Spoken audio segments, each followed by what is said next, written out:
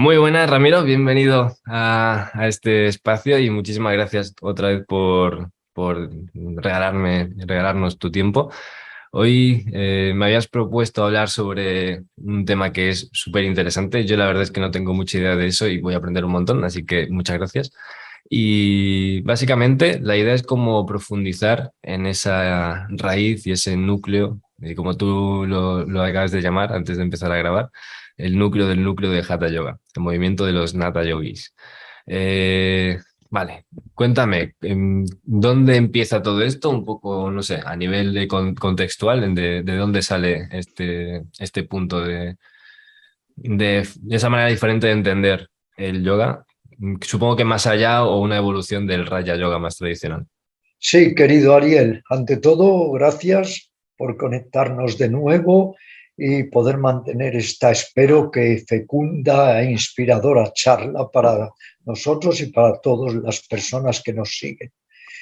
Vamos un poco a situarnos en lo que podríamos llamar los movimientos precursores del Hatha Yoga, porque a lo largo de muchos siglos no es que el cuerpo fuera menospreciado o despreciado, no, puesto que los yogis siempre trataban de cuidar el cuerpo, de alimentarlo correctamente, de atenderlo en la medida de lo adecuado sin apego, eso sí. Lo terrible ha sido cuando todo ha degenerado en los yogas modernos en un desmesurado apego por el cuerpo, lo que ya llamaríamos un culto por el cuerpo y subsiguientemente por el ego. Allá por el siglo X surgen dos personajes extraordinarios, Ariel, dos personajes que son de novela, que yo muchas veces he estado tentado de utilizarlos como protagonistas de una novela y no les he utilizado a ellos, pero sí he utilizado muchas de sus enseñanzas para mi relato espiritual e iniciático, el Fakir. Estos personajes son Matiendra Nath y Gorakhnath y son, digamos, los creadores, por decirlo así, de un movimiento de yoga que se han venido a llamar Nata Yogis, que todavía se dice que hay unas decenas de miles de estos yogis en la India, aunque ya proporcionalmente pues muy pocos. Estos dos grandes personajes, digamos que le dieron al cuerpo o le concedieron, le otorgaron al cuerpo toda su dimensión espiritual, toda su dimensión energética, o dicho de otra manera, que pensaron que el cuerpo era un valioso instrumento para utilizarlo en la senda de la autorrealización y que por el control, el dominio del cuerpo se podía llegar al dominio de la mente. Pero más aún, consideraron que el cuerpo era como un mapa energético, que el cuerpo no solo era lo aparente, lo que es la densidad corporal, la carnalidad como tal, sino que el cuerpo era una masa de energía muy poderosa que se podía instrumentalizar en la búsqueda interior e incluso en la aproximación hacia el samadhi. Estos eran yogis alquimistas en el sentido no de la alquimia exterior, que en Europa se desplegó como un método para transmutar los metales de baja calidad en calidad preciosa o alta calidad. No, esta alquimia era una alquimia interior, una alquimia para conseguir que las cualidades o tendencias nocivas del ser humano fueran transmutadas y transformadas en cualidades constructivas y positivas. Cuando hablas de ese cambio, de darle una importancia al cuerpo y ese mapa energético, ¿a qué te refieres exactamente? O sea, ¿qué diferencia hay con ese Raja Yoga más tradicional en el que, como bien dices, también se le daba una importancia al cuerpo en el sentido de cuidarlo para que no sea un estorbo o una limitación en el propio progreso espiritual? ¿Cuál es el gran cambio o qué es exactamente ese mapa energético? Mira, Ariel, tendríamos que dar ahora un salto atrás muy grande. Hace 6.000, 7.000 años surge el primer yoga digamos, la rama del yoga que va de alguna manera a ser la simiente, la semilla de otras ramas de yoga. Hace 7.000 años, determinados yogis, a través de su propia experiencia, se dieron cuenta de que la consciencia, la mente del ser humano, es muy limitada.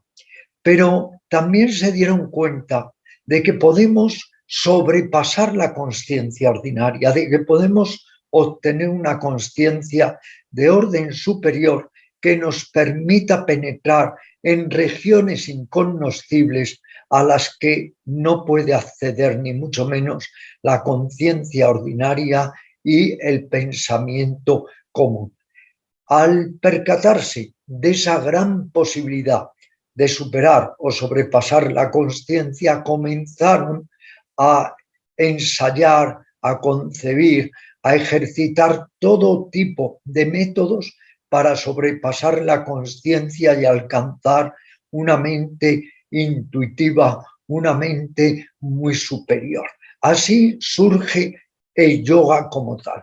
A partir de ahí surgen lo que vamos a llamar, aunque toda división es a modo de conveniencia o convencional, lo que vamos a llamar los yogas más antiguos y los que vamos a llamar luego los yogas posteriores a partir del medioevo. Los yogas más antiguos, como te digo, el más antiguo de todos, indiscutible, incontestablemente, es el yoga mental o Raja Yoga.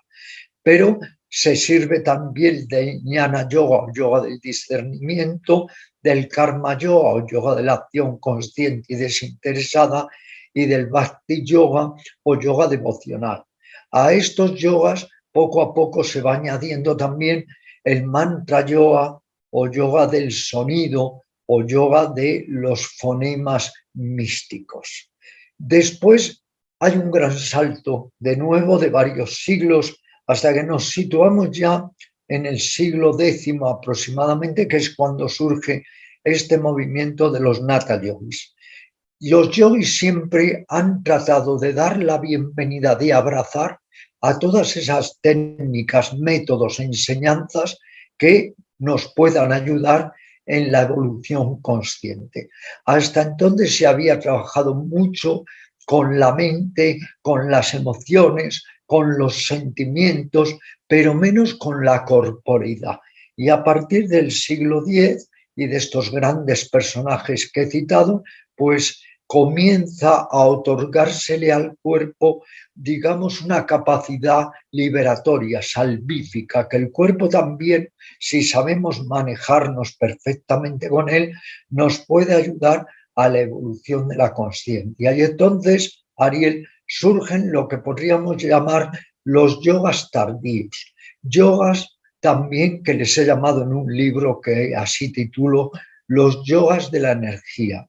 Y ahí tenemos ya el Tantra Yoga, el Hatha Yoga, el Kundalini Yoga y otros yogas. Y ya que he citado el Kundalini Yoga, quiero prevenir y destacar que el Kundalini Yoga nada tiene que ver con lo que luego se ha llamado el Yoga Kundalini, creado o ideado por Yogi Bhajan. Cuidado, una cosa es el Kundalini Yoga y otra cosa es el Yoga Kundalini, que es un yoga ideado o creado por un señor en particular.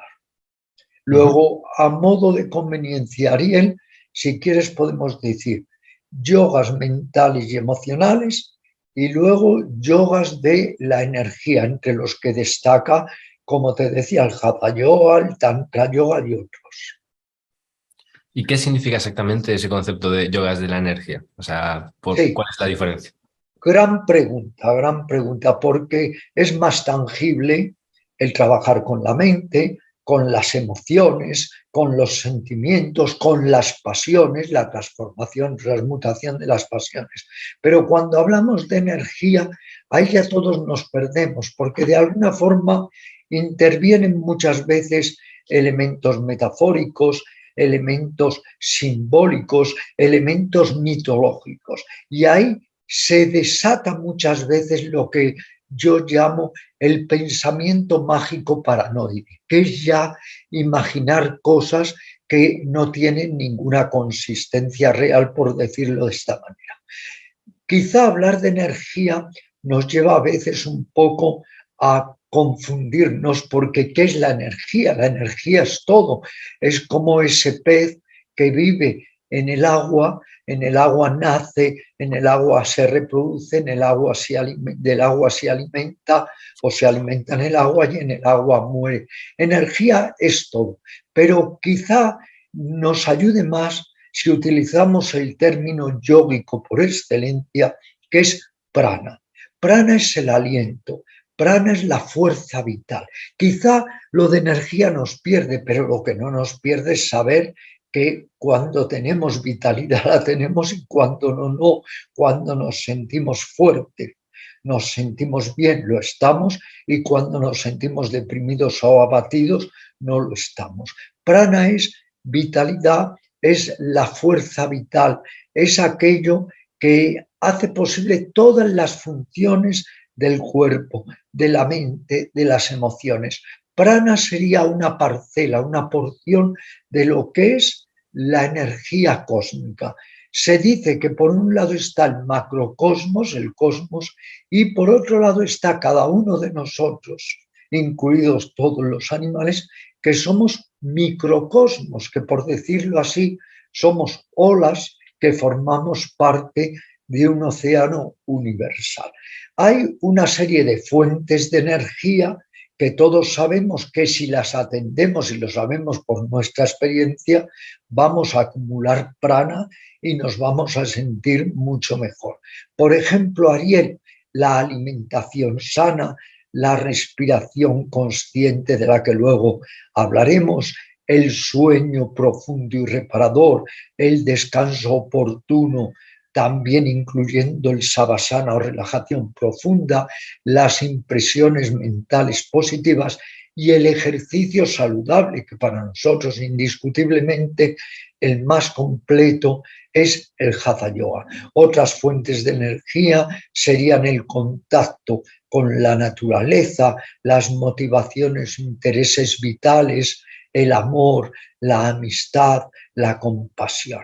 Somos todos, para entendernos, como un gran acumulador o batería de energía, de vitalidad. Y esa vitalidad no es inagotable. Quiero decirte con ello que si la fugas con disgustos, con preocupaciones, con obsesiones, al final te quedas sin vitalidad y sin prana. Pues bien, estos yogas tardíos le dan una enorme importancia a todo lo que es la vitalidad y la energía desde lo más burdo a lo más sutil, porque el pensamiento es energía, la palabra es energía, el sonido es energía, el agua es energía, todo de alguna manera es vitalidad si sabemos aprovecharlo. Pero llegamos ya aquí a lo más nuclear del Hatha Yoga, que es el aprovechamiento de la corporidad.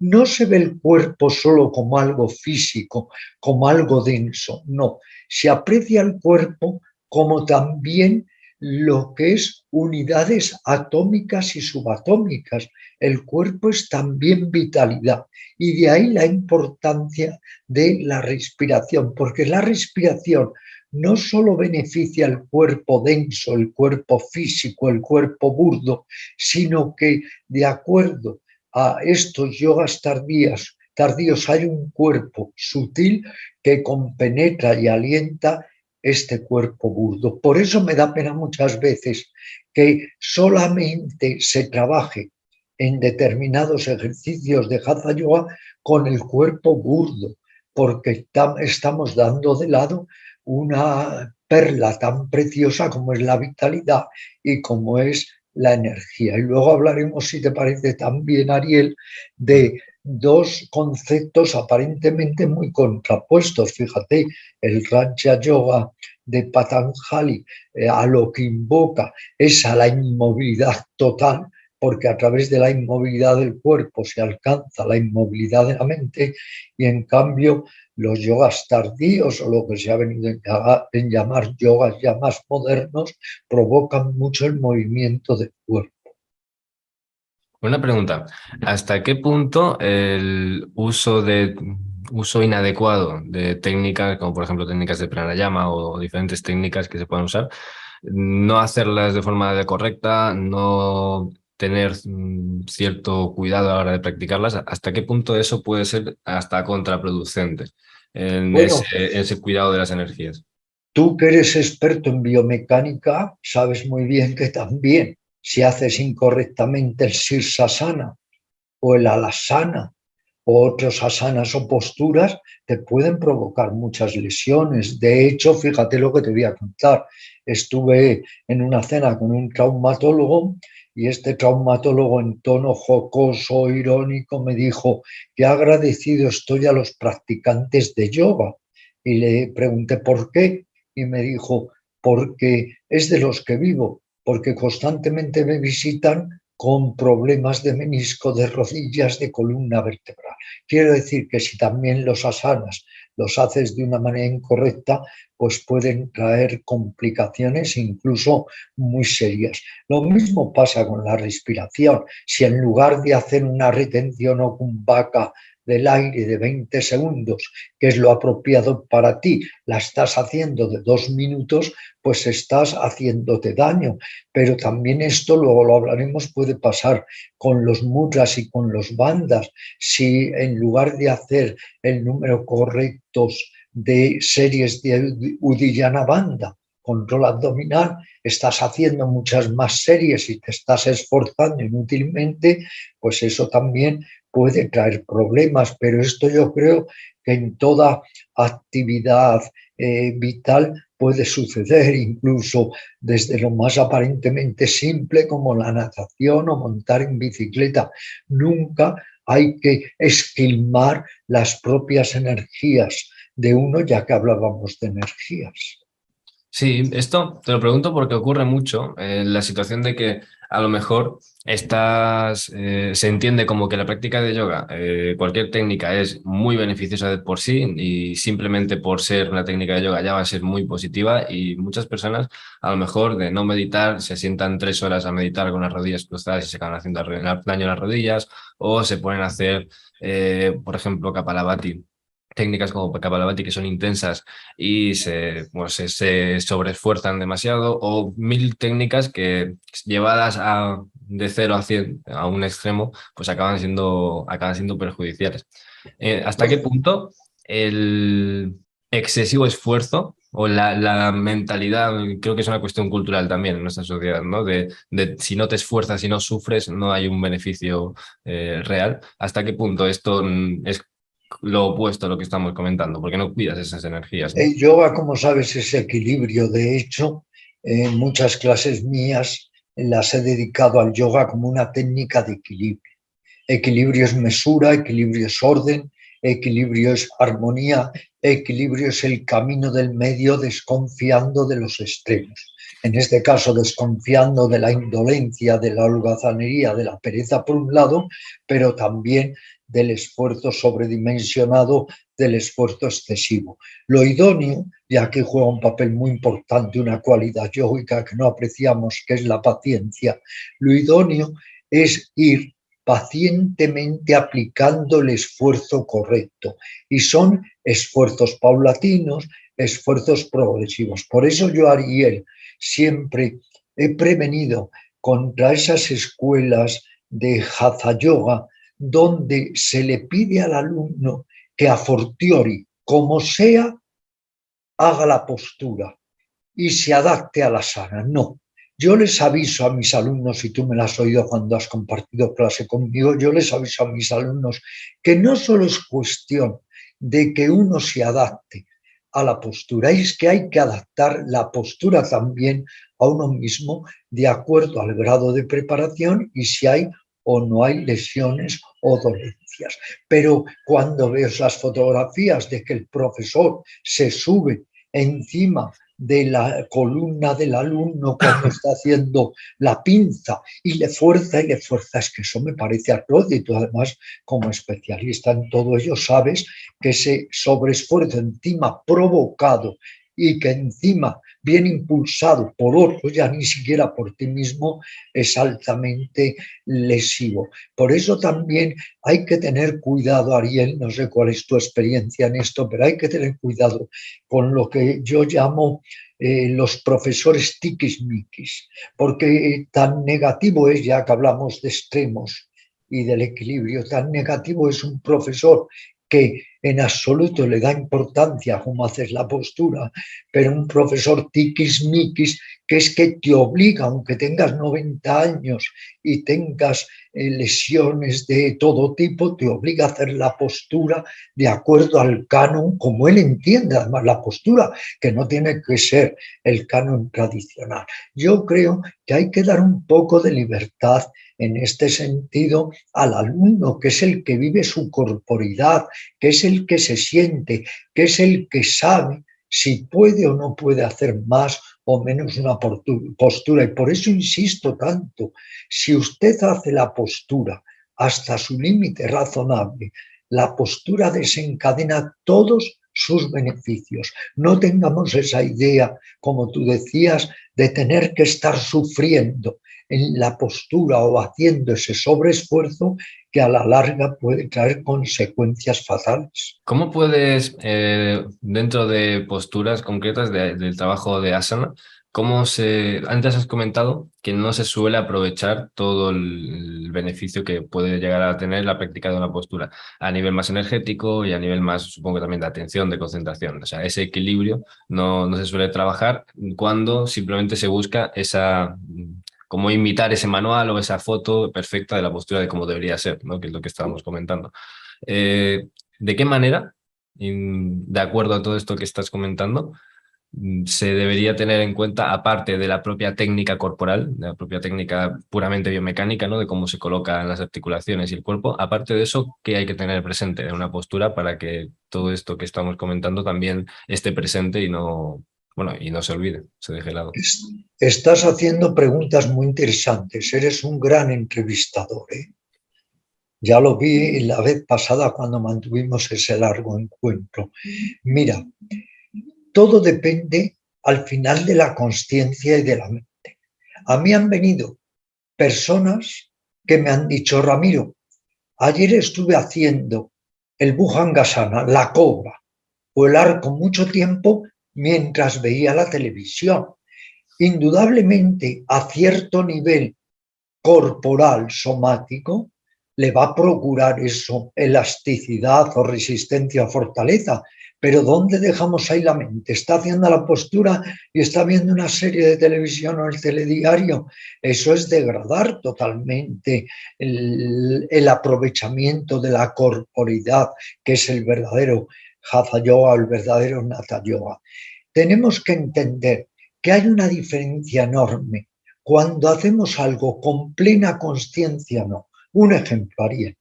La mayoría de la gente, como sabes, come de una manera mecánica inconsciente. Más aún, es increíble.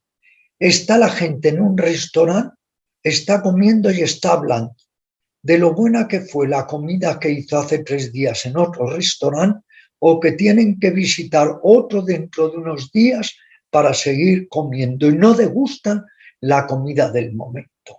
Pues hay personas que, siguiendo este burdo símil, están tan atentas solo a la flexibilidad, a hacer la postura rígidamente en el sentido de seguir un canon, a tratar de superar al otro para jactarse de él. Están tan atentos a una serie de elementos que no son yógicos que al final olvidan implicar la conciencia en lo que están haciendo.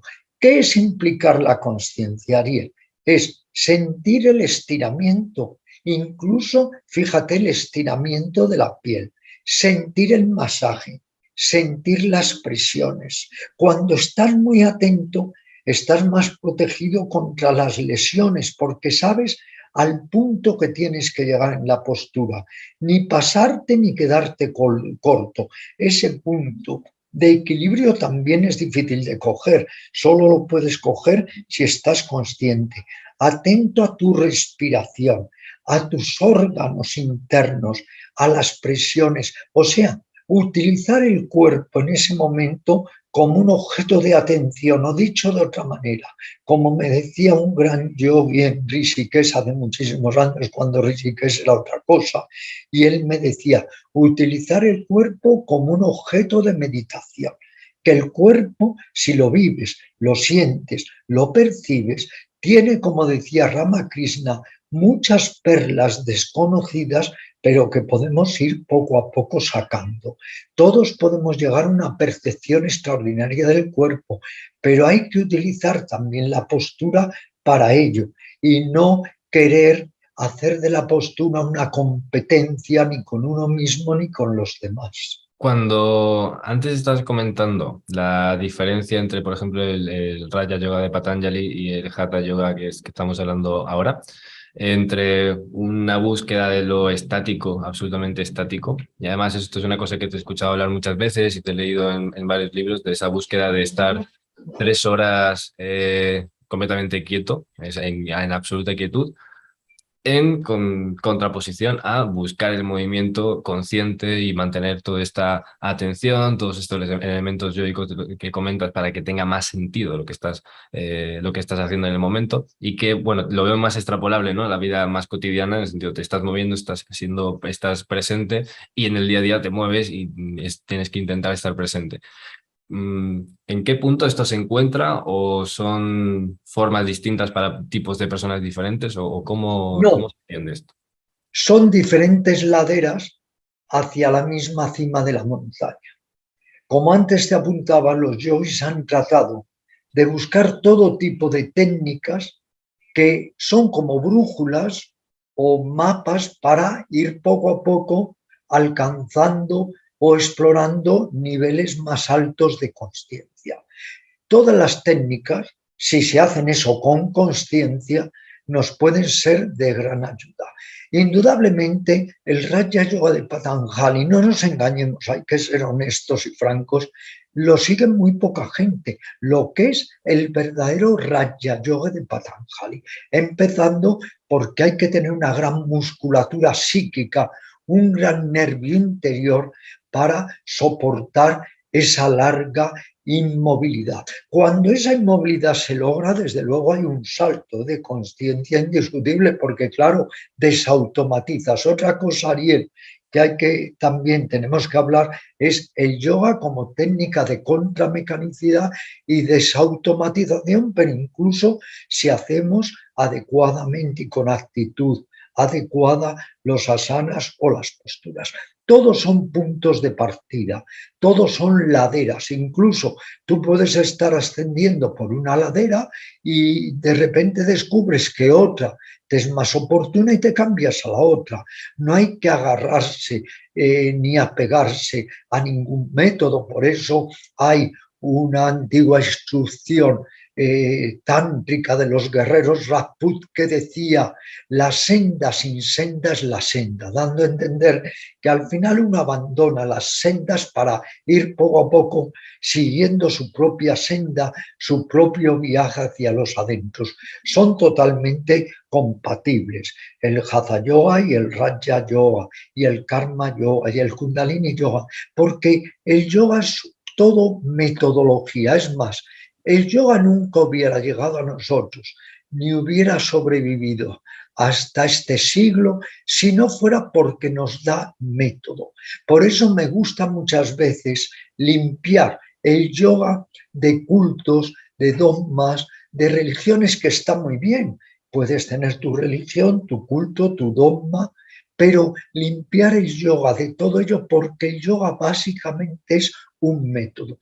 ¿Dónde viene la confusión? Fíjate, en que el yoga ha demostrado ser tan válido, es el eje espiritual de Oriente, es el sistema de autodesarrollo más potente, es el método de los métodos, así le llamo yo, y ha demostrado ser tan válido que entonces el brahmanismo lo incorporó, y el hinduismo, y el budismo, y el jainismo, y el sufismo musulmán, e incluso los monjes esicastas o los monjes del monte Athos, porque en el cristianismo oriental ortodoxo también se utilizan técnicas de respiración y de pranayama en la postura yógica.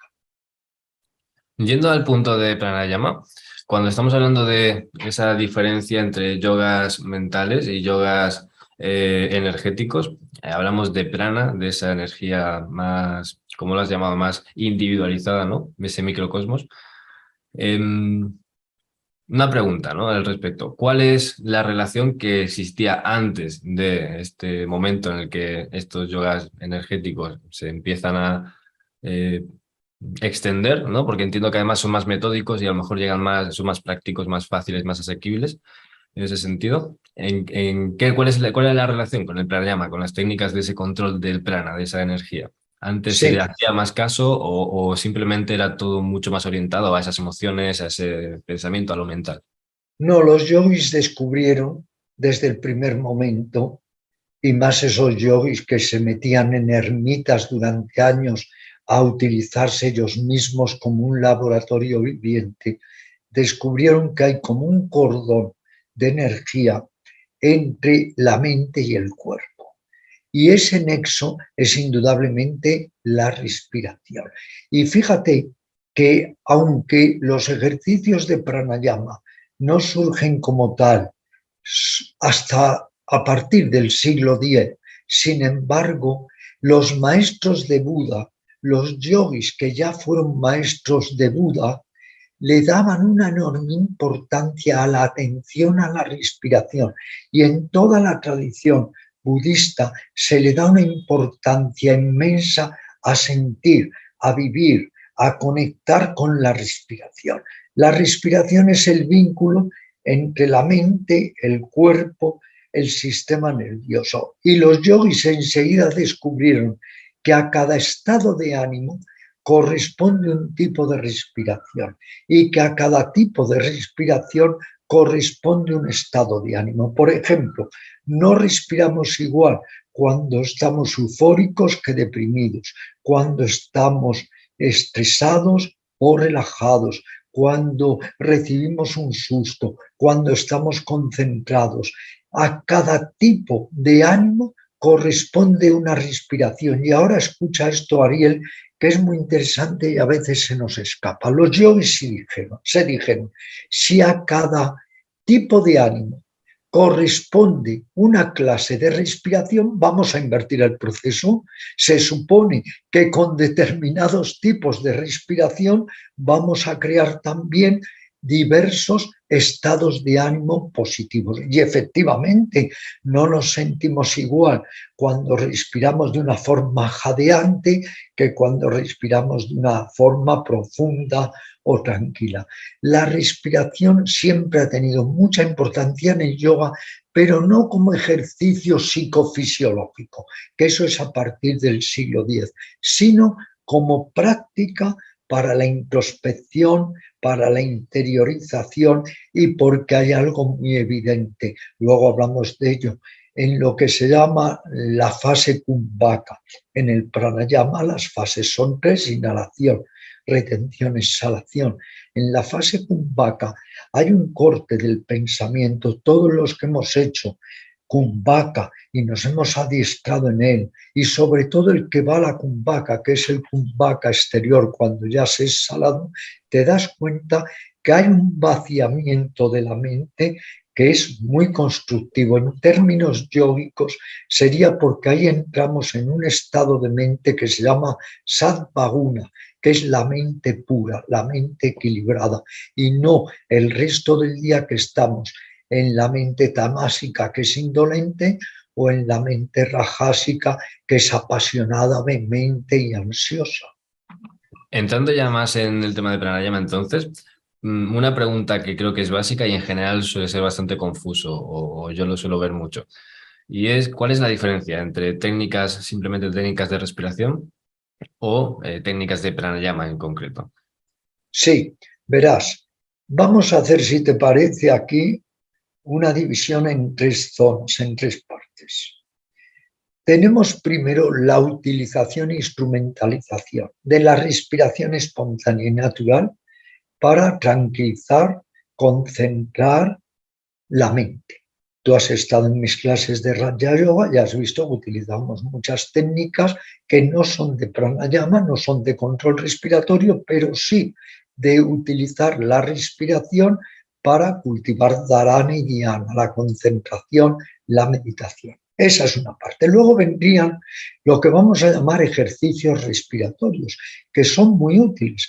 A veces, con muchos alumnos o personas, sobre todo mayores, etcétera, es interesante no comenzar por el pranayama propiamente dicho, sino por los ejercicios básicos de respiración consciente, eso sí, respiración consciente. Ahí tenemos la respiración diafragmática, la respiración intercostal, la respiración clavicular y la respiración completa o integral. Nos podemos, durante unas cuantas sesiones, entrenar en estos ejercicios respiratorios para luego ya dar el salto, acceder al pranayama propiamente dicho.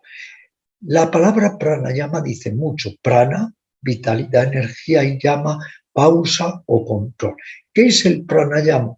Es el control, por decirlo de una manera fácil, de la respiración, pero no solamente con fines de mejoramiento fisiológico, sino también psicológico y mental. Y como tú sabes de sobra, pues hay una gran variedad de pranayamas, desde los que se llaman pranayamas caloríferos, como puede ser el Ujjayi o la respiración lunar y otras, al pranayama enfriante, como puede ser el Siddhari y el Sitali. Hay pranayamas de inhalación, exhalación muy intensa, como el Ujjayi y otros, o hay pranayamas mucho, digamos, más de exhalaciones y hay inhalaciones en ráfaga, y ahí tenemos el Vastrika y el Kapalabhati. Hay muchas clases de pranayamas en la antigüedad. Cuando el discípulo vivía con el maestro sabía qué pranayama dar al discípulo, pero también por épocas. No se practicaban los mismos pranayamas en los meses cálidos que en los meses fríos. Cuando hablamos de tantas técnicas de pranayama, de tantos efectos tan diferentes, ¿no? Es decir, hay caloríficos, hay que enfrían, hay que alteran la circulación, hay que relajan. eh, ¿Cuáles son los beneficios en general que se pueden esperar y de qué manera deberíamos, no teniendo esa situación en la que estamos viviendo con un maestro como en la antigüedad, ser lo suficientemente independientes como para saber qué deberíamos utilizar en cada momento? O sea, porque habrá personas, por ejemplo, entiendo yo, que practicar algo muy agitado, algo como Kapalabhati y demás, con una situación de ansiedad, quizá No, no es lo mejor, ¿no? ¿Cómo podemos diferenciar esto? sí, ¿Qué podemos esperar? tienes razón. Incluso una persona que padezca hipertensión, pues no debe nunca hacer kumbhaka o hacer segundos, muy pocos segundos de kumbhaka. Todos nosotros somos un laboratorio viviente según el yoga. En este sentido, yo también estoy por la autodidaxia, o sea, no solamente el estar siempre pendiente de lo que te dice un maestro, de lo que te dice un texto, sino tú investigar. Quizá te digo esto, Ariel, porque claro, yo en mi época, cuando tenía 15 años, que empecé con el yoga, pues hubo muchas cosas que surgieron de ser un autodidacta. Yo aprendí el Uddiyana Bandha, el Nauli, el Basti, tantas técnicas de control psicosomático por mí mismo, siguiendo los libros o textos de Deos Bernard o las informaciones que yo podía adquirir. Si uno puede contar con un amigo espiritual que es un maestro, que es un profesor o mentor, indudablemente tanto mejor. Pero uno, como tiene su tiempo limitado, como llevamos una forma de vida pues donde estamos muy hipotecados, muy acaparados, de alguna manera tiene que buscar un espacio para la práctica del pranayama. Podrían ser 20 minutos al día, tampoco es pedir tanto, y comprender que el pranayama tiene dos vertientes totalmente complementarias. Por un lado, es un ejercicio psicosomático que mejora, que perfecciona, que equilibra la salud corporal y energética, pero nunca olvidar que la otra vertiente es que a través del pranayama podemos ir poco a poco consiguiendo estados muy especiales de la mente, cultivando la atención, ensanchando y acrecentando la consciencia. Te diré a modo un poco simplemente de reflexión que en este libro mío que se llama Respira, yo pedí testimonios de diferentes alumnos avanzados y diferentes maestros. Y muchos maestros dijeron que el pranayama es idóneo, hablando desde el punto de vista de la mente, para alcanzar el pratyahara. La mayoría de las personas sabrán más o menos qué es el pranayama, pero pocas lo que es el pratyahara. El pratyahara es un estado de vaciamiento mental donde somos capaces de acceder a una mente sin ideas, sin conceptos, sin pensamientos. Pues bien, fíjate, es uno de los grados, además de los 8 grados de Patanjali. Pues muchísimos maestros muy experimentados dijeron que el pranayama es idóneo para llegar al pratyahara. No dijeron ni siquiera la meditación de manera directa o la concentración o la recitación de mantras, sino el pranayama, porque el pranayama tiene esa vertiente de que nos puede llevar a otro tipo de conciencia y a otro tipo, por tanto, de actitud vital.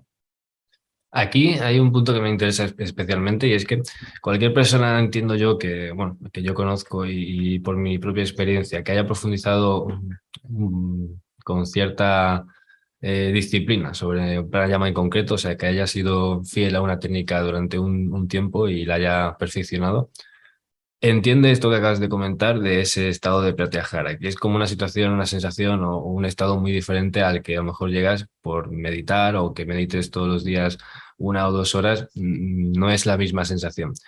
Eh, ¿Hasta qué punto requiere tanta profundidad el trabajo sobre el pranayama? Porque yo evidentemente lo he hecho con 2, 3 técnicas, pero hay infinitas. En todas tardas, porque yo he tardado meses en perfeccionarlo para poder llegar a esos estados, por ejemplo. En todas se tarda esto en... ¿Se puede ir más directo a ese estado de pratyahara, a esa abstracción con alguna técnica más en concreto o tu experiencia dice algo al respecto? ¿Qué me puedes decir sobre eso? La fusión o unificación, por un lado, del pranayama, por otro lado, de la práctica regular de la meditación, son bases, fundamentos muy importantes para acceder ya a otro tipo de mentalidad, a otro tipo de conciencia.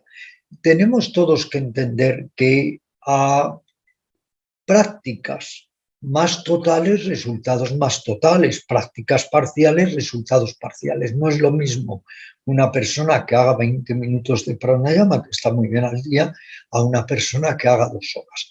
En la antigüedad había una escuela esencial en la India que se llamaban los pranavadins. La he buscado por todas partes y no la he encontrado, así como he encontrado a distintas ramas del Hatha Yoga, como los Lingayat, los Nata Yogis y tantos otros. Nunca he encontrado ningún pranavadin. Era una escuela que decía, sin pranayama no hay yoga. Y era una escuela, sobre todo, que utilizaba básica y nuclearmente el pranayama para el desarrollo interior y aproximación al samadhi. Quiero decir con todo ello que no es lo mismo que practiquemos una técnica a fondo o que la hagamos parcialmente. No es lo mismo flirtear, por decirlo así, coquetear con el yoga, que las personas que se dedican a la práctica constante del yoga. Por eso habría que hacer una diferencia notable entre lo que es el practicante de yoga y lo que es el yogi. Yo sigo siendo, después de 60 años, un practicante de yoga. No me merezco llamarme un yogi, porque el yogi es aquel que ya ha entrado en un nivel diferente de sabiduría, de entendimiento, de realización. personal y de compasión. Somos practicantes de yoga, pero no somos yogis. El yogi además sigue otra forma de vida, como me decía Babaji Sivananda de Benares, que durante tantos años fui a entrevistarle y que tanto nos queríamos. Él era un sadhu típico sin nada en la vida. Como me decía, los yogis no se muestran, los yogis no van como actores dando las vueltas al mundo y presentándose en grandes festivales, no tienen grandes arras, no son estos gurús de masas, la mayoría falsarios, etc. El yogi, cuando llega a un grado ya muy especial de conciencia, empieza a retirarse. ¿Por qué? Porque quiere salvar los obstáculos que representan la maya para el 90% de las personas. Démonos cuenta de que de esos 60 o 30 o 40 millones que ahora se dice que hay de practicantes de yoga, la mayoría no tienen auténticos ideales yógicos. Y a mí me parece bien que la gente vaya al yoga uno para curarse la escoliosis, el estreñimiento, el hipotiroidismo, etcétera. Magnífico. Yo siempre digo, no importa por qué llegas al yoga, ya el yoga te puede transformar si en ti hay esa simiente de anhelo de transformación. Pero el 90% de todos estos millones de practicantes de yoga en realidad no están interesados por el yoga, están interesados por cosas que les puede dar el ejercitamiento yógico, incluso en la meditación. No van por un ideal de explorar la conciencia, muchos van a la meditación por estrés, por insomnio, por ansiedad, y está bien porque vivimos en una sociedad tan caotizada, tan enferma, que la gente demanda técnicas que le ayuden a sobrevivir. Cuando una persona que a lo mejor no esté escuchando ahora y que le llame la atención todos estos temas, pero realmente hay una confusión muy grande en textos, en contenido que puede haber también en Internet, en las formaciones que se hacen de yoga. En general hay mucha confusión, hay personas que enseñan cosas que no han experimentado o que se repiten demasiado y no tienen una gran base y es muy confuso. Yo entiendo que para muchas personas puede resultar muy confuso. ¿Tú qué podrías decir que se puede esperar de ser disciplinado, constante y esforzado en el buen sentido con una técnica concreta de pranayama? ¿Cuál es el cambio psíquico que se puede llegar a notar si se mantiene esa disciplina? Ya que has apuntado lo de las formaciones, también te diré que si hiciéramos un examen a los formadores, un examen serio, nos quedaríamos espantados y asombrados, porque veríamos, como tú ya has apuntado también, que ellos no han practicado en el 90% ninguna técnica, que hablan mucho de el Ujjayi y nunca lo han practicado o raramente, y lo mismo con el Vastrika, y no digamos nada de los mudras y bandas, y sí, todo eso te lo dan en la formación, pero personas efectivamente que es como si yo, sin ser farmacéutico o médico, me dedico a dar todo tipo de recetas, de productos farmacéuticos. Luego ahí hay mucho riesgo y mucho peligro. Con respecto a la tenacidad, hay un adagio que dice, me acuerdo que un erudito llamado Prabodh Mitra me lo trasladó en Delhi, que dice, mediante el esfuerzo continuado llegamos al esfuerzo sin esfuerzo. Tú mismo sabes que no has empleado el mismo esfuerzo cuando has comenzado con la práctica del pranayama o cuando ya llevabas meses practicando ese ejercicio. ¿Qué cabe esperar? Primero, que la práctica se facilita, pero como en cualquier disciplina en nuestra vida. Y luego que empiezas a recibir no solo los beneficios fisiológicos, sino psicológicos, que son muchos, del pranayama. Y sobre todo que aprendes a conectar con tu respiración, que en la vida diaria no tienes por qué estar haciendo pranayama, pero tienes ahí esa aliada, tienes tu eje, tienes tu centro de gravedad permanente, que es tu respiración.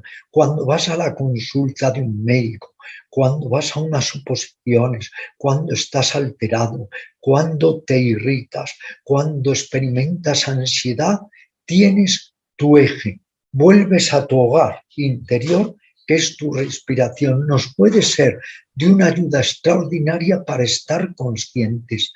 Todo lo que ahora se habla del mindfulness. El mindfulness en la vida diaria es muy difícil. Sí, la gente ahora, los maestros de mindfulness te dicen constantemente atento, atento. Y que, como si a mí me dicen que suba a la cima del Everest, muy bien, una idea, una ensoñación. Pero si estás atento a la respiración, entonces sí que la atención mental aumenta, se intensifica y crece. Porque no olvidemos una cosa, es que la respiración siempre está disponible. Respiramos de 15 a 20 veces por minuto. Al nacer lo primero una inhalación, al morir lo último una expiración. La respiración es como un eje energético que está siempre ahí, del que podemos echar mano. Cuando estamos hablando sobre todos estos beneficios más cotidianos, aquí a mí me suele pasar mucho y me suelen preguntar sobre cuestiones muy específicas, ¿no? Cuando comenté que íbamos a tener esta entrevista, algunas personas me enviaron preguntas que les gustaría hacerte. He elegido alguna cosa que creo que ahora puede tener bastante sentido que puedas responder o puedas aclarar. Antes has hecho referencia a esto, el uso de técnicas concretas de pranayama para objetivos muy específicos, para personas que tengan ansiedad, para personas que tengan situaciones de depresión quizá, o que no sepan centrarse emocionalmente, ¿no? ¿Sabrías o sería apropiado hablar de técnicas asociadas directamente a, por ejemplo, una técnica concreta de pranayama para la ansiedad, o hablar de esa manera igual es demasiado simplista y puede ser contraproducente? Hay que tener cuidado con las recetas, porque a veces caemos en el reduccionismo o utilizamos el yoga como una panacea. Pero desde luego, para la ansiedad hay algo incontestable. Extiéndete, relájate, busca unos minutos al día para hacerlo y aplica respiraciones diafragmáticas o que llamamos en yoga bajas o abdominales. Hazlas cada vez más lentas y más profundas. Y sobre todo, esto es importantísimo para todos, no solo para los que tengan ansiedad, sobre todo, trata de ir alargando al máximo y ralentizando la exhalación del aire. Es un método también meditacional excepcional, el tratar de alargar, de ralentizar todo lo que se pueda, pero muy poco a poco, la exhalación del aire. Eso tiene un gran efecto relajatorio y sedante. Si además eso se quiere acompañar con un sonido, con un mantra, simplemente con decir yo al inhalar, soy al exhalar, o simplemente uno, o, o lo que fuere, también ayuda. Y luego, el saber que hay que aplicar técnicas introspectivas de asanas. Los asanas podríamos dividirlos en los expansivos y que generan más ansiedad. Como tengas ansiedad, ejemplo, pues el Natasiravarrasana, el Ustrasana o camello, el Dhanurasana, el Salavasana, porque tú sabes muy bien, generan una tensión, incluso puede subir la presión arterial. Y asanas más relajantes, como son todos los de acción hacia adelante, la pinza, el Hanusirasana y otros tantos. Unos son asanas expansivos, los de hacia detrás, los otros son asanas introspectivos y de recogimiento. Igual, aunque no hay que recurrir a recetas, que el Vakrasana, el Ardha Matyendrasana, el Matyendrasana, los asanas de torsión también tienen su función. O personas que están perdiendo la memoria o la perceptividad les puede ayudar los asanas de inversión. No hay que ir al Sirsasana, basta con que hagamos el Viparita Karani u otros. Hay que evitar, sí, las recetas, pero es cierto que hay técnicas que nos pueden ayudar. También mucho, Ariel, de visualización y de meditación. Por ejemplo, hay personas que les viene muy bien para la ansiedad hacer una técnica que se llama la noche mental, que es ir oscureciendo el campo visual interno, como si es una pizarra negra o la bóveda celeste totalmente negra. Hay personas que también sentir las sensaciones en las palmas de las manos y en las plantas de los pies, que enseguida se sienten, es muy fácil, les ayudan mucho a concentrarse y relajarse. Hay muchas técnicas. Ahora, yo diría que lo mejor en lo posible es nutrirse con un buen número de técnicas, no excesivas, pero un número prudente de técnicas. Y también encontrar lo que supongo a cada persona le puede ayudar mejor, ¿no? Cada Eso, cierto será muy diferente. no, eso por supuesto. Por eso digo que el yoga es su propio laboratorio viviente. Y lo que a uno le puede ir muy bien, a otro le puede ir muy mal. A mí, por ejemplo, me ha ido muy bien durante años, aunque nunca la he hecho en ninguna clase. Fíjate, llevo 51 años, nunca he dado en ninguna clase el Sirsasana o la postura sobre la cabeza. Yo he llegado a hacerla 30 y 35 minutos y me ha venido muy bien como trabajo interior y vaciamiento de contenidos psicomentales. Entonces, a una persona, una técnica le puede venir bien, a otra mal. Cada uno tiene un poco ahí que tantear, que probar, que darnos cuenta de que a la larga, al final, cada uno es su propio maestro, su propio discípulo, su propio terapeuta y su propio paciente. Estaba echando un ojo a las preguntas que también me habían enviado y demás, y me doy cuenta de que hemos respondido prácticamente todas implícitamente en la conversación, así que creo que va a ser muy útil. Y aquí un punto, un par de cosas que para mí personalmente resultan muy interesantes, y es tu opinión sobre la práctica de Kumbhaka en el pranayama, que es como una fase del propio pranayama.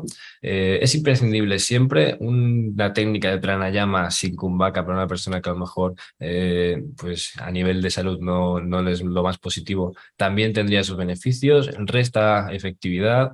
¿Tendríamos que compensarlo haciendo más intensos en el ejercicio sin hacer Kumbhaka? ¿Cómo lo ves tú esto?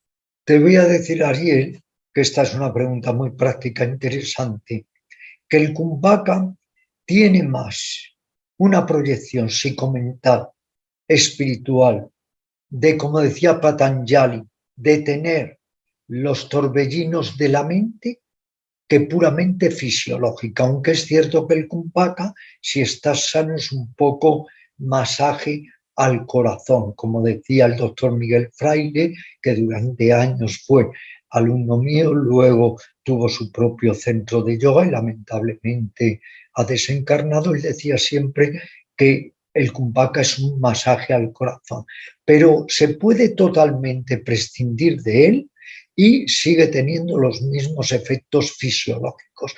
Quizá no tiene tantos efectos mentales porque el Kumbhaka se aprovecha para introspectarse.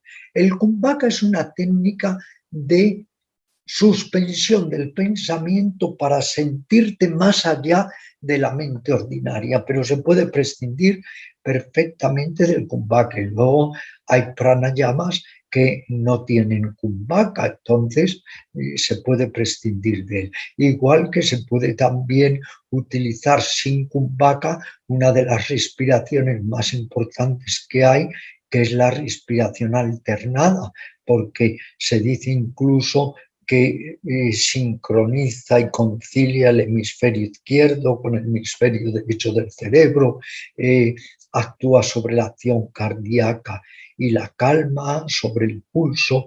Es interesante el practicar por eso uno mismo. Fíjate lo que te voy a contar. Hay personas, por ejemplo, que al hacer determinada postura sienten mucho bienestar y de repente hay una persona que al hacer ese asana siente un enorme malestar, pues tiene que suplirlo, tiene que dejarlo, no tenemos que empeñarnos por fuerza rígidamente en que haga también ese asana.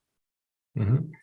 Estoy completamente de acuerdo en eso y además hay un punto importante también ligado con lo que comentabas antes, ¿no? De esto de intentar forzar o incluso instructores, profesores que intentan forzar a personas a hacer algo porque es Hombre, lo que Ariel, encaja, ¿no? Ariel, claro que sí, el mismo Krishnamurti dijo textualmente, y está en libros publicados, que le rompieron la espalda, Ujú. le hicieron someterse a tal estrés en los asanas que en lugar de beneficiarle, pues le perjudicaron. De ahí seguramente luego toda esa ironía enorme que él despliega en sus entrevistas contra el yoga moderno y solamente quiere el yoga clásico, el Raja Yoga, pero es que él sufrió en su propio cuerpo lesiones graves porque no supieron orientarles, porque hay profesores de yoga que son obsesivos de la postura,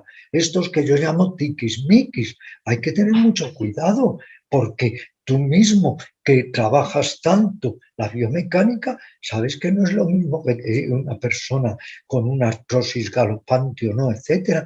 Entonces hay que proceder con cuidado y esto más aún con respecto a la respiración. No debemos ser imprudentes, no estamos corriendo una carrera ni hay que llegar a ninguna parte.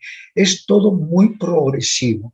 En el Kumbhaka esta semana puedes aumentar 2 segundos, luego otra semana otros 2 segundos, cada uno llegar a su límite razonable. Ahora, de lo que no hay duda es de que los ejercicios de pranayama ensanchan enormemente la capacidad torácica. Cuando yo estuve al borde de la muerte, mi sistema respiratorio se volvió como el de un pajarito. Después de haber estado toda mi vida haciendo pranayama, al estar un mes casi en coma, mis pulmones se encogieron y tuve luego que empezar otra vez a trabajar y gracias al pranayama volví a recuperar mi control respiratorio.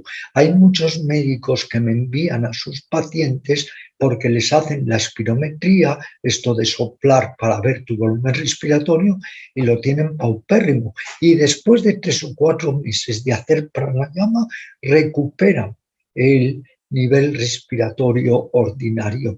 O sea, que las técnicas, el yoga, como te decías, el método del método, y sirven y si no, no hubieran llegado hasta nuestros días. Otra cosa es que estos cientifistas, materialistas, dogmáticos, que no tienen ni idea del yoga, pues o lo menosprecien o se metan con él, porque son tan de estrechas miras, tienen una visión tan esclerótica que no son capaces ni siquiera de constatar si las técnicas del yoga son verdaderas o no, pero es que uno tiene también que probar por sí mismo. Yendo a este punto, por ejemplo, leyendo a Theos Bernard, que me lo recomendaste en la entrevista anterior que hicimos, y intentando entender mejor sobre pranayama, sí que encuentro muchas referencias a un trabajo sobre el Kumbhaka muy intenso, ¿no? Sobre incluso horas de aguantar ese aliento, ¿no? De no respirar. Sí, Ariel, sabes, Evidentemente. sí, te entiendo perfectamente por dónde vas, Ariel. Pero mira, Deus Bernat, por ejemplo, que sus 2 libros, que yo hice lo posible para que se publicaran en castellano y he prologado ambos, que para mí ha sido muy enriquecedor. Él mantenía el Sirsasana 3 horas. Él mantenía los Kumbhakas 15 minutos. Ahora, vamos a explicar un poco por qué y también para las personas que lean estos libros que para mí son de lectura imprescindible tanto para profesores de yoga como para seguidores o practicantes de yoga. Él se fue a una ermita en los Himalayas y se dedicó full time, todo el tiempo, a la práctica del yoga durante un periodo, no toda su vida, pero un periodo largo. Indudablemente no es lo mismo, Ariel, que tú y yo diariamente hagamos una sesión de yoga o nuestros alumnos, etcétera, a alguien que se dedica durante, suponte, todo un verano o todo un invierno a la práctica del yoga. Entonces, claro, vas más allá. Entonces, sobrepasas tus límites ordinarios, de la misma manera que tengo alumnas en el centro de yoga expertas en apnea libre que retienen el kumbhaka con otras finalidades 6 o 7 minutos. Todo depende, claro, de la práctica.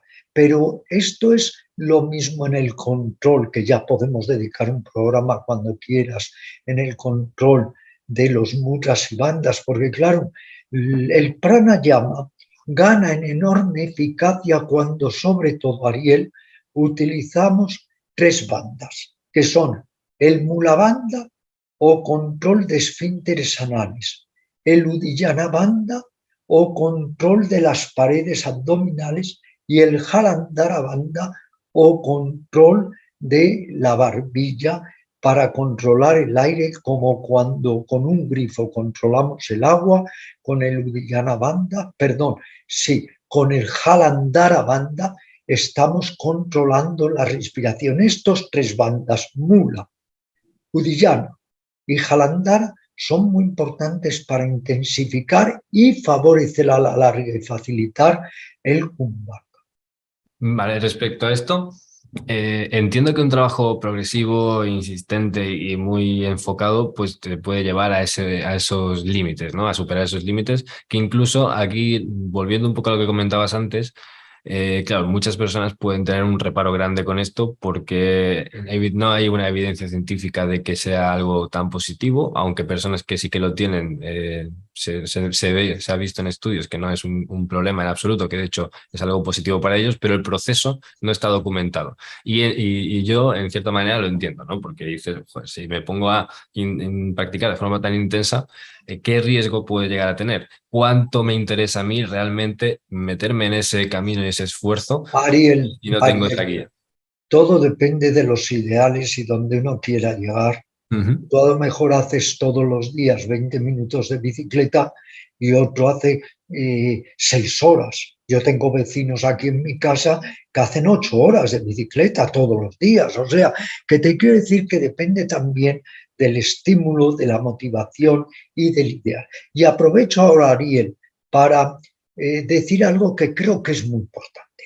Siempre pensamos que no hay los suficientes estudios Ujú. científicos sobre el tema. Mira, en el 1960 y algo, yo no había ni abierto el centro de yoga con Almudena, que lo abrí en 1971.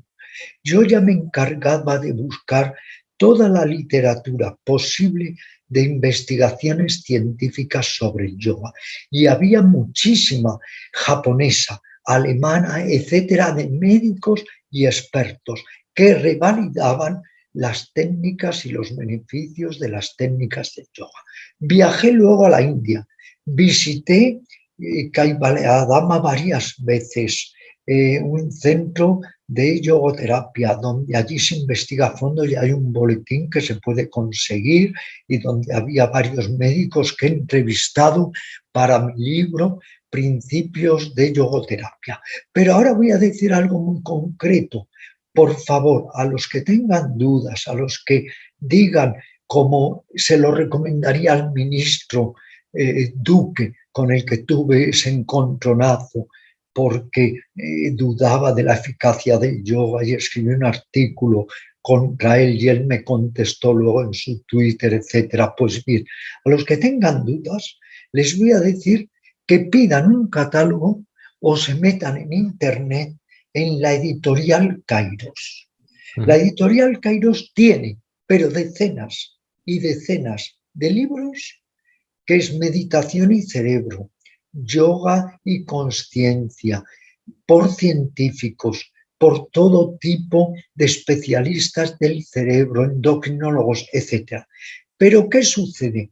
Que no investigamos en esa rama, tampoco los practicantes de yoga. Si tienen dudas, hoy en día que está la facilidad del Internet, que investiguen ahí material, pero bueno, es que yo llevo 60 años topándome con material científico del yoga. ¿Y sabes lo que te digo, Adriel? Que me aburre ya. que me Ujú. aburre porque ya no aporta nada, porque afortunadamente no hay alambiques, ni matraces, ni rayos X, ni resonancias magnéticas para ver nuestra actitud, nuestros estados de ánimo, nuestros sentimientos. Este reduccionismo que hubo, sobre todo en los años también 50, de el yoga llevarlo solo a lo científico, eso también tiene muchos riesgos, porque claro, tú puedes evaluar la presión arterial, los latidos del corazón, etcétera, pero no puedes evaluar la calidad anímica, tu ser interior, tu presencia de vida.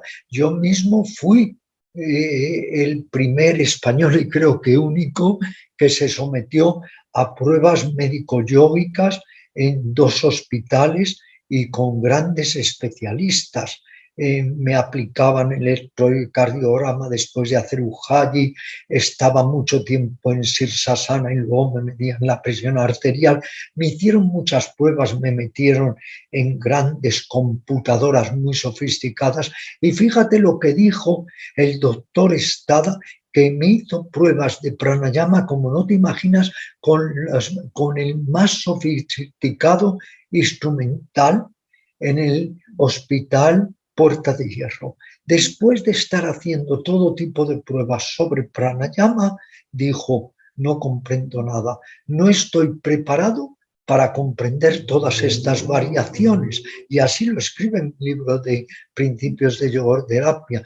Quiero decir con ello que también la ciencia es limitada. Por Ujú. eso siempre me gusta decir, un científico sabe, pero el místico sabe mucho más, porque el místico ha viajado, se ha desplazado a otros lados de cognición, de percepción, que no tiene ni idea el científico de que existan, porque el dogmatismo científico es terrible. El dogmatismo científico te impide apreciar los estados de conciencia de Teresa de Jesús, de San Juan de la Cruz, de Kabir, de Rumi. No hay nada peor que el dogmatismo científico. Y aquí diré una frase que creo que es contundente. Hay de aquel científico que solo sabe de ciencia, porque entonces sabe muy poco. El científico que solo sabe de ciencia sabe muy poco. Estoy completamente de acuerdo. Y más allá de que evidentemente es una herramienta muy práctica y que es muy interesante, sobre todo para, y esto te lo he escuchado a ti varias veces, revalidar para una opinión más general de personas que no hayan profundizado tanto, no hayan investigado tanto. Más allá de eso, volviendo al punto en concreto del Kumbhaka, porque a mí personalmente me interesa bastante a nivel propiamente técnico, cuando te embarcas en una disciplina específica de varios meses de voy a intentar profundizar en esto para ver qué efectos puede tener, a nivel de algo tan exigente, porque es bastante más exigente, creo yo, que muchas otras técnicas de pranayama en concreto, o sea, para trabajar sobre ese kumbhaka de forma tan específica, si eres una persona que no tiene una referencia directa de alguien de que se fíe directamente, que simplemente tenga que tener fe de que eso puede funcionar porque lo ha leído y simplemente lo ha leído en algún texto de alguien que lo practicó en su momento, ¿hasta qué punto o en qué momento puedes ver, comprobar que eso está funcionando o que no? Porque este tipo de trabajos siempre tienen fases, ¿no? Y hay fases en las que tiendes a desistir o es un esfuerzo muy grande y no notas tanto la diferencia, o notas cambios, pero no sabes si son esos lo que estás buscando o no, porque nunca los has experimentado. O sea, ¿cómo sabes encontrar o cómo te das cuenta de que es eso lo que estabas persiguiendo con esa técnica en específico? Yo, por ejemplo, Eso, cuando he profundizado en pranayama, las sensaciones que he acabado teniendo no tenía ni idea de que eran esas. Simplemente después de mucho insistir y perseverar, por perseverar, o sea, no sé muy bien por qué, pero por la motivación que tuviera, acabé allí. Pero antes sí que ha habido pasos de pensar, bueno, será esto todo lo que aporta y me quedo aquí y ya está, ¿no? ¿Cómo trabajas con esto? ¿Cómo lo ves en ese sentido? con que te aporte algo ya es esencial. Fíjate, el hecho ya de que te aporte saber que estás vivo, eso para mí es esencial, querido Ariel. Yo a veces voy paseando por el parque y hago la inspiración y retengo el aire lo llevo al límite, cosa que no aconsejo, pero lo llevo al límite. Y siento que estoy vivo. Ya eso te conecta con la conciencia cósmica, te conecta contigo mismo, desarrolla la presencia soy, que es la que hemos perdido. Estamos todos descentrados, fuera de nuestro centro, de nuestro eje, de nuestro quicio, porque vivimos de espaldas a la presencia pura y desnuda soy. Cuando estás respirando con pranayama, ni siquiera hay que pensar dónde voy a llegar. Ya he llegado, ya yo soy un ser vivo, ya estoy sintiendo, y sentir incluso la energía, que es un ejercicio, Ariel, en todos los poros de mi cuerpo, sentir la vida, incluso como decían los antiguos yogis, saborear el aire, saborear el aliento, el prana. Hay ejercicios además combinados de visualización con el pranayama, como es la luz, que se ha trabajado mucho en el yoga, la luz, el sonido, y en otras muchas tradiciones, incluida la cristiana. No es solo dónde me va a llevar, no es solo tener esa mentalidad a veces utilitarista occidental que todos tenemos, sino ya me está llevando, es que ya estoy. Pero luego va a ser de una gran ayuda para encontrar otros pliegues de mi alma, otros huecos en la mente por donde colarme rendijas para tener otro tipo de percepción. A lo mejor lo que mucha gente ha buscado con LSD, STP, los hongos, el peyote, las drogas, lo estamos consiguiendo de una manera natural, con el mejor elixir del mundo, que es nuestra respiración. Y luego, insisto, si le aplicas, que es muy importante, los 3 bandas, notas un gran poder. Por ejemplo, el Bandha Traya, que es a la vez hacer los 3 bandas, el de control anal, abdominal y de garganta. Eso también, y asociar técnicas al pranayama, técnicas mentales, de visualización. Y, por ejemplo, la acumulación de prana, que da igual si eso se puede medir o no científicamente, lo importante es cómo uno lo siente, que es la acumulación de prana en el chakra del estómago, en el manipura. Tomas el aire y lo llevas, la energía, no el aire, la energía, y la vas acumulando en este importante centro de energía. Creamos o no creamos en los chakras, que los chakras también hay mucha fantasía paranoide.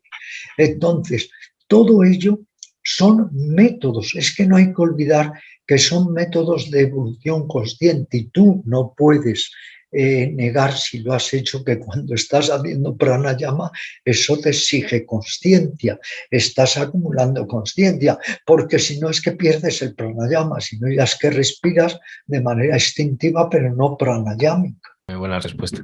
Cuando una persona quiere empezar con el tema del pranayama, tú, que si tuvieses que recomendar una técnica que supieras que en general pueden vivir un poco prácticamente a todo el mundo, ¿con cuál te quedarías? ¿Como algo asequible, como Sí, algo...?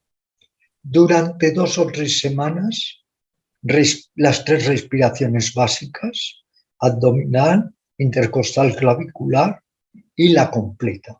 Luego también 4 respiraciones como entrenamiento. Después, 1 semana o 2, Ariel, la completa con retención.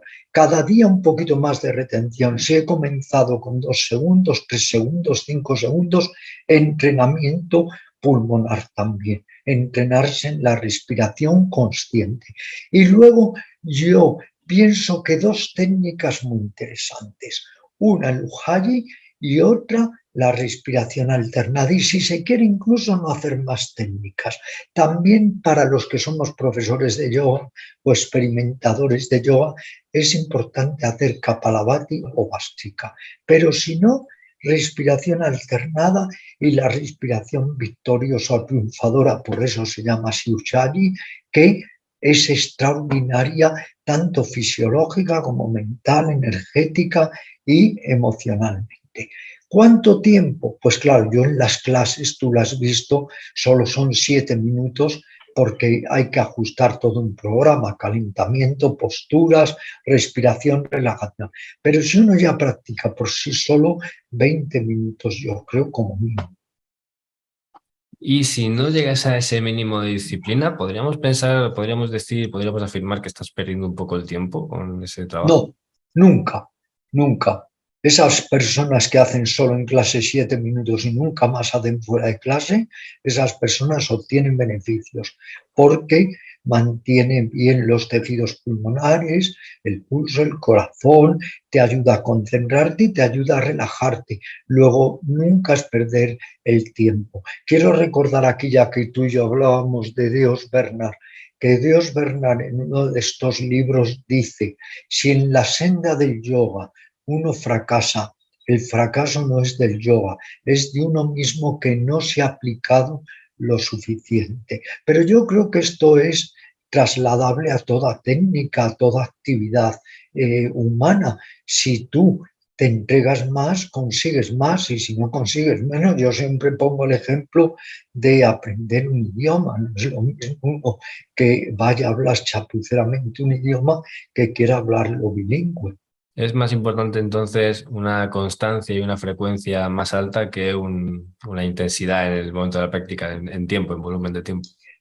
Dependiendo de nuestra forma de vivir. Si tú y yo mañana, por ejemplo, dijéramos, es que nos vamos a ir a las Alpujarras y nos vamos a dedicar 10 horas a la práctica del yoga. Pues claro, nada tiene que ver eso con la hora que podamos hacer aquí, cada uno en su ciudad. Es que depende de las condiciones de vida, de los ideales y de si te sometes luego o no a un entrenamiento. Por eso quiero insistir en el ejemplo de Dios Bernard.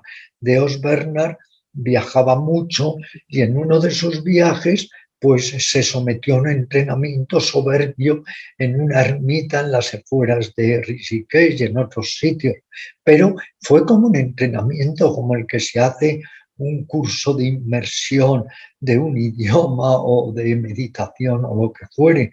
Otra cosa es ya el que es un yogi por naturaleza, vive totalmente independiente de la sociedad, ha tomado, como se decía antiguamente, la anacoresis, se ha salido un poco hasta donde es posible, que es muy difícil, del sistema, y se dedica solo a vivir su vida espiritual. Están perdidos algunos en la jungla, por ejemplo, en la jungla de Tailandia. En las junglas de Tailandia hay monjes que es que llevan años meditando, otros en ermitas en los Himalayas, pero eso ya es que te toma esa vocación, ni siquiera lo puedes forzar, es entrar en otra dinámica espiritual mucho más elevada. Pero para, digamos, las personas de a pie, los que llevamos esta vida, yo por ejemplo soy un yogi urbanita, pues basta con que por lo menos sigamos una disciplina. Y yo creo que esa disciplina nos centra, nos hace retomar nuestro ser interior y nos hace sobre todo no caer en la rutina de la práctica, porque hay una rutina peligrosa, que es la rutina de la práctica, y ya hay algo infinitamente más peligroso que apunto, que es el orgullo espiritual, que es el peor de los orgullos y que cada día, me temo, abunda más en las esferas, entre comillas, espirituales, no solo del yoga, del budismo tibetano, de todas las esferas espirituales. ¿Recomendarías o dirías que es importante una persona que vivimos en el mundo occidental, vivimos en la ciudad, tenemos pues, una vida estándar, común, y practicamos hacemos nuestro sadhana o algunas horas al día, sin más? No estamos tan inmersos en absoluto, o sea, nuestra vida no es solo esto, no estamos retirados del mundo.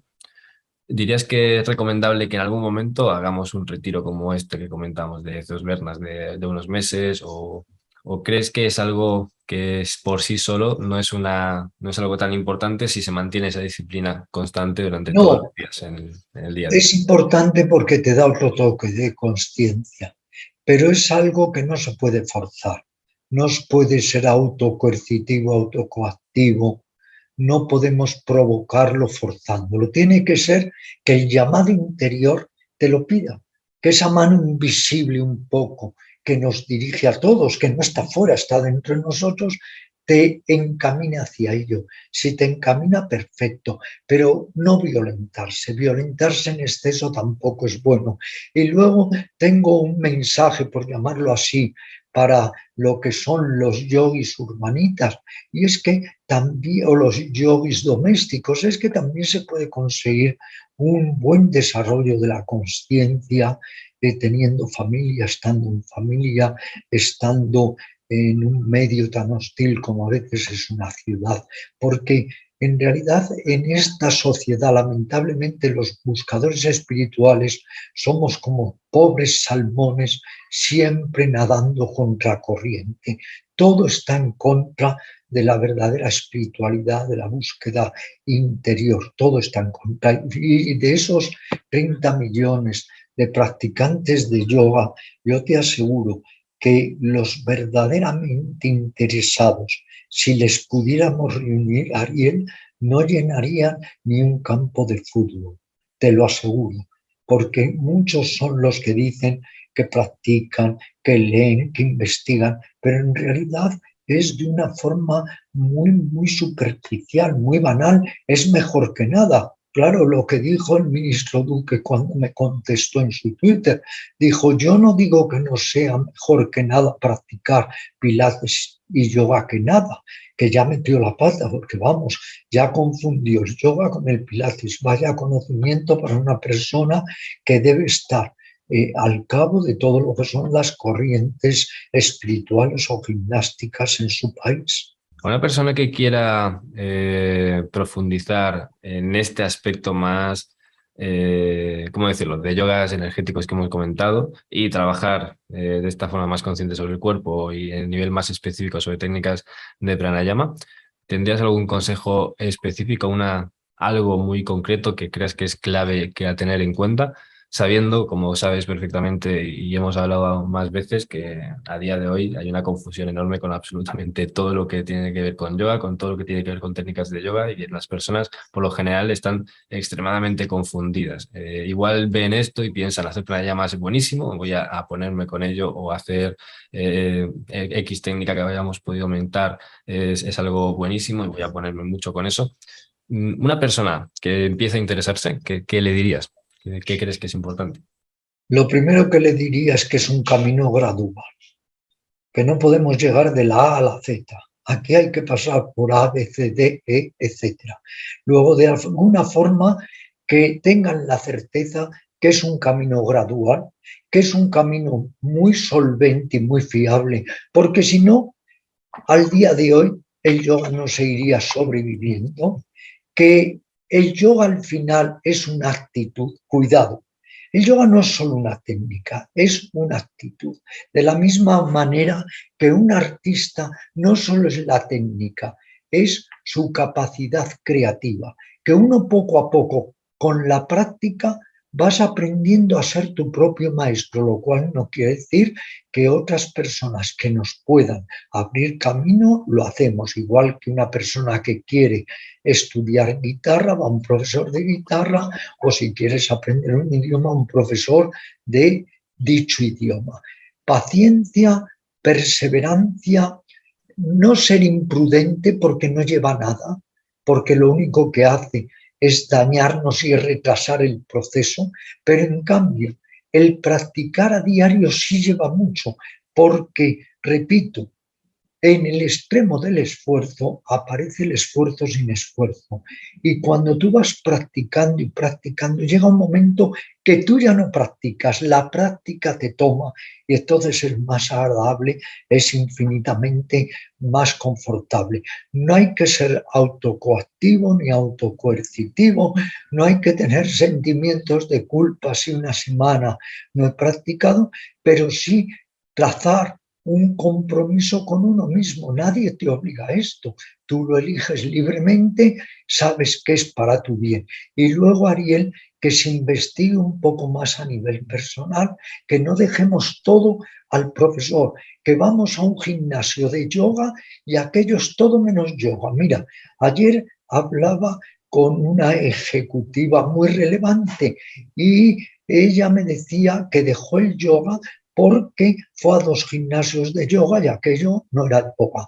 Me tuve que vacunar porque me llamaron para ahora la neumonía antes de ayer en mi centro de salud. Esther, la enfermera, me dijo lo mismo. Había acudido a 2 centros de yoga y dejó de por vida el yoga porque aquello no era yoga. El peligro de cuando no se muestra el yoga es que las personas dicen, ¿y esto es el yoga? ¿Y esto sirve para algo?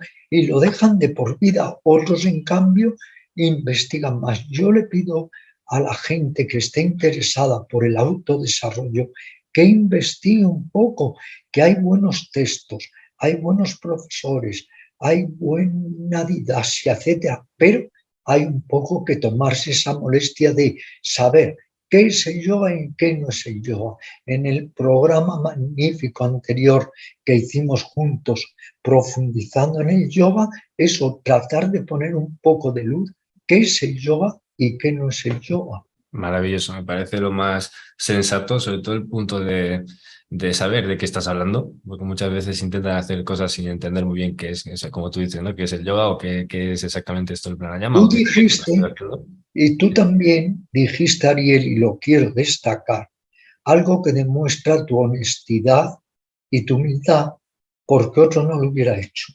Y es que dijiste, y se me ha quedado un poco inscrito en mis neuronas, dijiste, bueno, es que entonces tendría que decir que doy ejercicios inspirados en el yoga, pero que no es el yoga.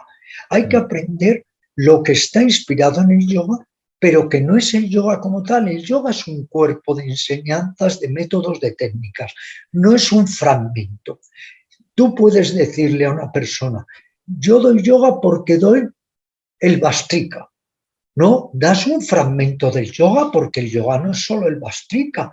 Entonces hay que tener una visión más amplia de este vastísimo terreno que es el del yoga, que además el primero que se beneficia es uno mismo, porque yo, Ariel, cada día que voy adentrándome más en este terreno, digamos, inagotable del yoga, aprendo y me beneficio más, voy aprendiendo nuevas cosas, nunca es un conocimiento cerrado. Y por otro lado, lo que es, que también es importante, un profesor de estas técnicas, las que sea, es un intermediario. Nosotros aprendemos o recibimos estas técnicas y como nos han servido, las damos.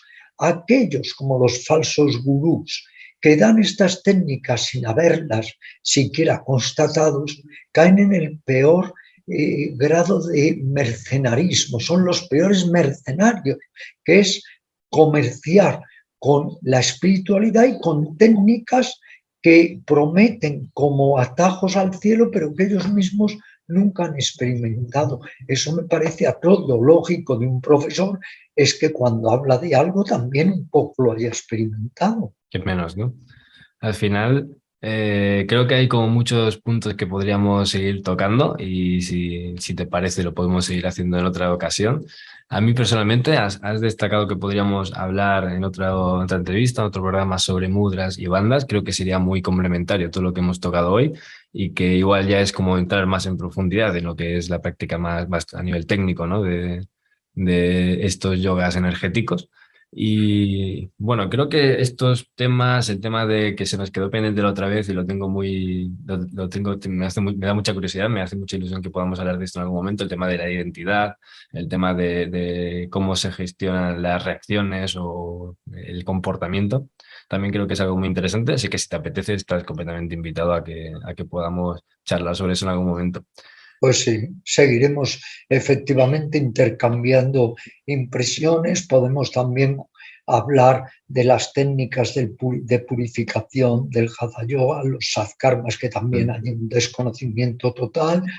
Podemos hablar de la exploración de la consciencia, que es un tema interesantísimo, porque los primeros yogis ya fueron los primeros exploradores de la consciencia, en fin, todo lo que vayas queriendo iremos intercambiando opiniones y tratando de vislumbrar aquello que más nos puede ayudar a nosotros mismos y a los demás, porque como sabes, como digo en mi libro, en mi relato, El Fakir, todos somos aprendices y el deber de todo aprendiz es seguir aprendiendo. Muy buena frase para terminar. Creo que no tengo más que aportar a partir de aquí. Muchas gracias, Ramiro, por Un el abrazo, muchas tiempo.